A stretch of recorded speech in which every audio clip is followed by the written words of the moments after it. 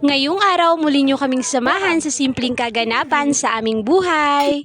Nang kinahaponan nga eto at may dalangang isda si Kuya Jimmy galing nga sa isla. Tamang-tama nga rin no, wala nga kaming uulamin kaya eto makakahigop na naman tayo ng sabaw sa loob ng ilang buwan. Buwan.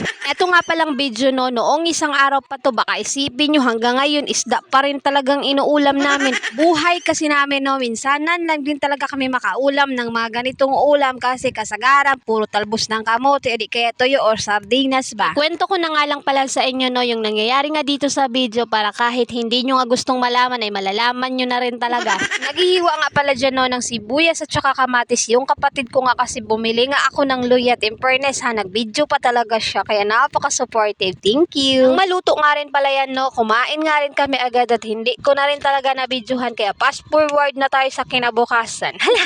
Sus, heto na naman tayo no sa paulit-ulit na gawain natin pagkakaumaga. Syempre, pagkabangon nga namin no, katapos namin makapagkape eto at magwawalis naman ako dito sa higaan nga ng batang maliit para kahit bago ko siya paliguan at makatulog malinis na nga rin dito. For today's video no, samahan nyo ko sa aking a day in my life as a mom of two at time murag di man tabagay ani sa mahinhin ba gusto god talaga kanang waray good man.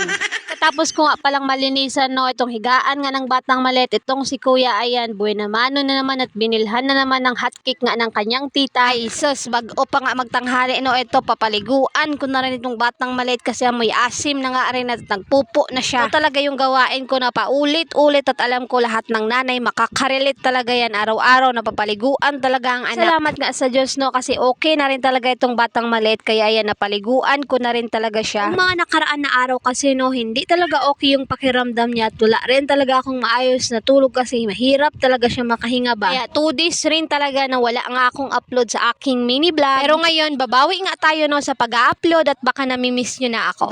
Tapos ko nga palang mapaliguan ng batang maliit, binihisan ko na nga rin agad at ayan si Kuya ang nagpaligo na nga sa kanyang nanay lang. Habang pinapaliguan nga si Kuya no, eto pinapatulog ko na rin ang batang maliit para si Kuya naman ang sunod ko ngang asikasuhin. At katapos nga rin pala ni Kuya maligo no, binihisan ko na nga rin siya agad at nang kinatanghalian naman eto at nagluto nga yung nanay ko nga ng ulam namin. Hindi ko alam no kung anong tawag sa ulam na ito, basta nag-eksperimento lang talaga yung nanay ko, yung talbos ng kamote na ginis at tapos ayan, inilagay lang yung isda na paksiw. So fast forward na naman tayo no. Ito naman yung ganap namin ng kinagabihan habang kumakain nga kami no, itong kapatid ko hiyang-hiya din talaga sa camera eh, ang ganda-ganda naman niya.